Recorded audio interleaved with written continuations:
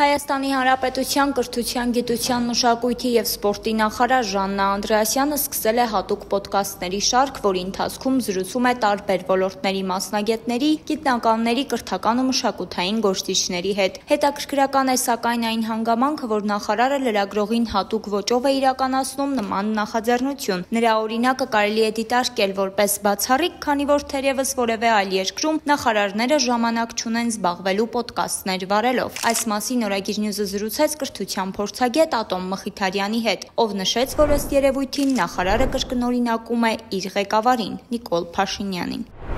Դա ինձ թվում է նմանակում են իրենց ղեկավարին,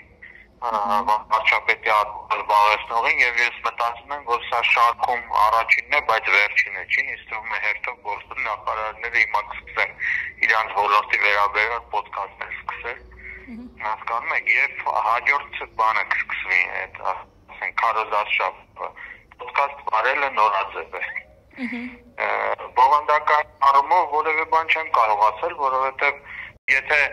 նրանք պոդքասթ են վարում այդ նախարարները եւ իրենց ժամանակը Facebook-ներում են անցկացնում, սոցիալական ցանցերում, դա նշանակում է, որ իրենց պարտականությունները չեն կատարում, որովհետեւ ժամանակ այդքան չեն ունենա։ Եվ նշանակում է, այո, իսկ նման բան չի կարող լինել։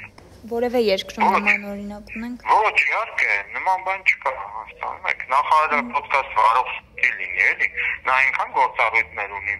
մանավանդ կրթության նախարարը։ Ուղղակի աննկարագրելի շատ։ Նա միայն, ասենք, այն պաշտոնական նամակագրության վրա ժամանակի առնվազն կեսը պիտի ծախսի, որոշում կայացնելու վրա, հաստատքներին ծանոթանալու, ռազմավարություն մշակելու, մնացած բաների վրա այնքան, որ նրան 8 ժամը չէ, 16 ժամն էլ չպիտի հերիքի էլի։ Իսկ պոդքասթ վարելը այդ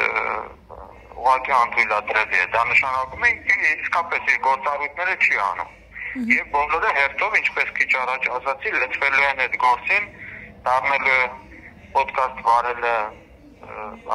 նորաձև, մինչև որ ընտրությունները տեսնեն ինչ է լինի։